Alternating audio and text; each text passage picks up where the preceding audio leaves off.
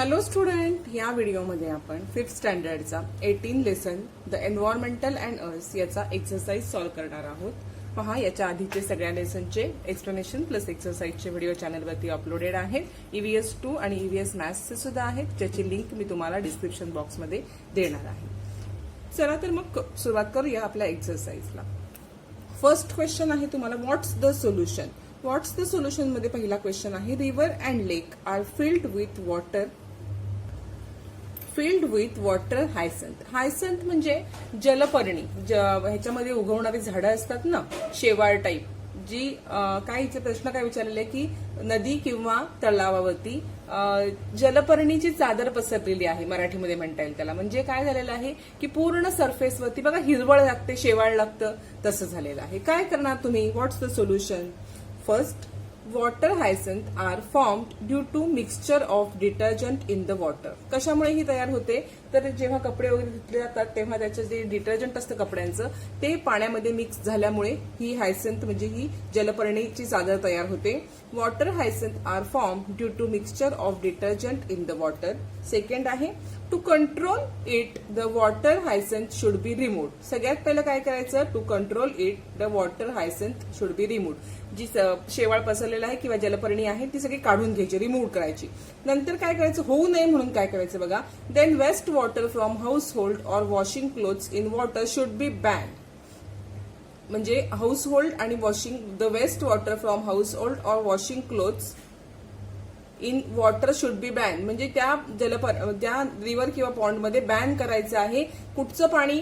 तर clothes wash केलेलं आणि घरात वापरलेलं पाणी, म्हणजे भांडी वगैरे धुतलेली सुद्धा साबण असू शकतो ना, ते बॅन करायचं. ह्या 3 पॉइंट तुम्ही लिहू शकता.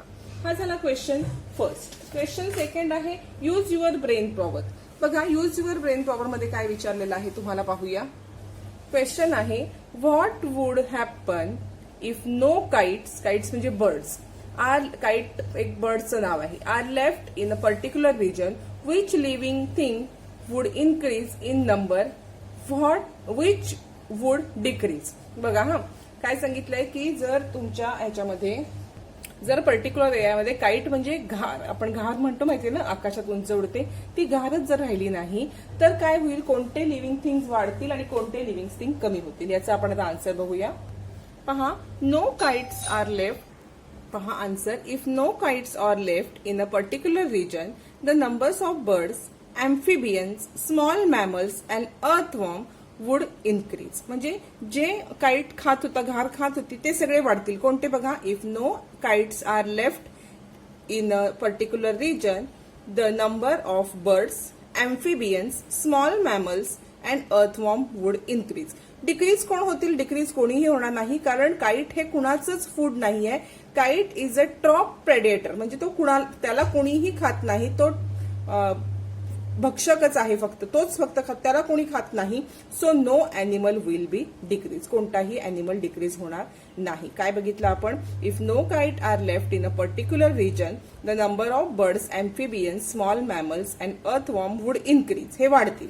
And kite is a top predator, so no animal will be decrease, म्हणून कोणतेही अॅनिमल डिक्रीज होणार नाही. पुढे काय विचारले? Answer the following. Answer the following मध्ये फर्स्ट क्वेश्चन आहे, what is mean by migration. Migration म्हणजे काय? बघा, moment from one place to another for a short period or permanently is called migration. म्हणजे एका ठिकाणाहून दुसऱ्या ठिकाणी जाणे थोड्या वेळासाठी किंवा जास्त वेळासाठी, याला म्हणतात migration. Moment from one place to another for a short period or permanently is called migration. Second question काय आहे पहा, describe the lifestyle of bird. बर्डची लाईफस्टाईल तुम्हाला डिस्क्राईब करायची आहे. लाईफ सायकल, लाईफस्टाईल नाही, लाईफ सायकल. लाईफ सायकल म्हणजे काय? त्यांचं जीवन चक्र. बघा, बर्ड्स ले एग फर्स्ट, पक्षी अंडी घालतात.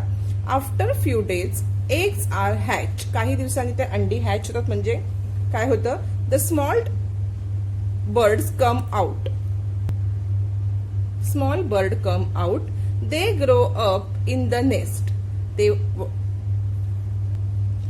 Small birds come out from egg, they grow up in the nest, ते घरट्यात वाढतात. After 3-4 weeks they become adult bird. म्हणजे 3 ते 4 आठवड्यात त्यांचे सुद्धा मोठे पक्षी होतात, अडल्ट बर्ड होतात. अँड स्टार्ट लेईंग एग्स, आणि ते परत अंडी घालायला लागतात. परत ते after few years egg are hatch, अशी ही परत लाईफ सायकल चालू होते. परत एकदा बघा, bird lay egg, after some day eggs are hatched, small birds come out, they grow up in the nest, after 3-4 weeks they become adult bird and start laying egg. म्हणजे बघा, पक्षी घरट्यात अंडी घालतात, थोड्या दिवसांनी ते अंडी हॅच होतात, त्याच्यातून स्मॉल बर्ड येतात, ते बर्ड स्मॉल नेस्ट मध्ये वाढतात, 3-4 आठवड्यानंतर त्यांचे मोठे पक्षी बनतात आणि हे मोठे पक्षी परत अंडी द्यायला सुरुवात करतात, परत ती अंडी हॅच होतात. हे असं लाईफ सायकल बर्डचं दिलेलं आहे. नेक्स्ट क्वेश्चन पाहूया. नेक्स्ट आहे, give 2 cause of air pollution. Air पोल्युशनची कोणतीही कारणं द्यायची आहेत. बघा, फ्युल्स फर्स्ट आहे, fuels are burn in vehicles give out certain poisonous gas and smoke. म्हणजे वाहनांमधून जो धूर बाहेर पडतो त्याच्यामध्ये धूर असतो, धूर तर असतोच, गॅस जो बाहेर धूर असतो आणि पॉयझनस गॅस सुद्धा असतो त्या धुरामध्ये. Fuels are burn in vehicle give out certain poisonous gas and smoke.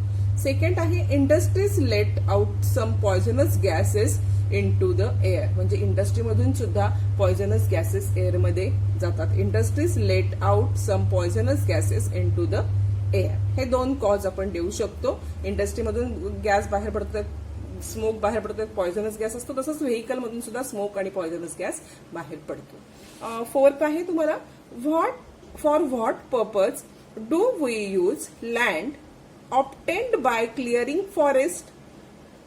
म्हणजे काय विचारले तुम्हाला, की कोणत्या कारणासाठी आपण जमिनीचा वापर करतो, फॉरेस्ट क्लीन करतो. म्हणजे फॉरेस्ट क्लीन करून आपण जमीन कोणत्या कारणासाठी वापरतो.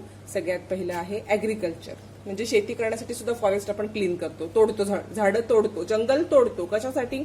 शेती करण्यासाठी, किंवा हाऊसिंग, घरं बांधण्यासाठी, बरोबर, किंवा इंडस्ट्री बांधण्यासाठी, किंवा for building road and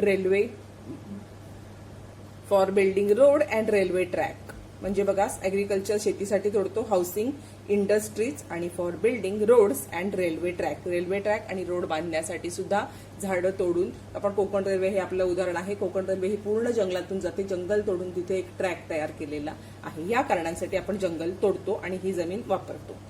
next, give reason विचारले तुम्हाला.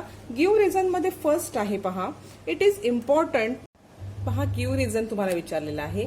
It is very important to conserve the living components of the environment. म्हणजे एन्व्हायरमेंट मधले जे लिव्हिंग थिंग्स म्हणजे जैविक घटक आहेत त्यांचं संरक्षण किंवा रक्षण करणं का आवश्यक आहे. चला आन्सर बघूया. पहा, several living things have already become extinct. म्हणजे बरेचसे लिव्हिंग थिंग ऑलरेडी नष्ट झालेले आहेत. If one factor of environment is damage it disturb environmental balance. म्हणजे एन्व्हायरमेंट मधला एखादा जरी घटक डॅमेज झालं एखाद्या घटकाला तर पूर्ण एन्व्हायरमेंटल बॅलन्स डिस्टर्ब होतं. This will be threat to the whole living thing.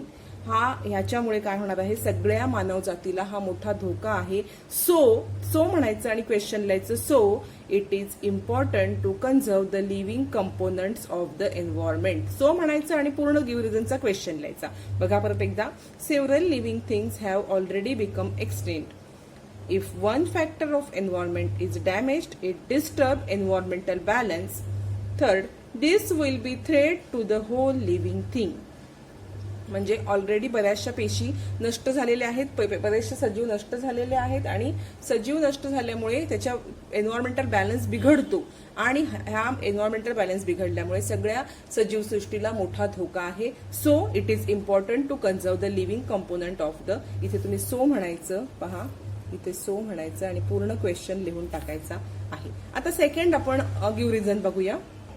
पहा, सेकंड आहे, the number of wild animals are falling day to day.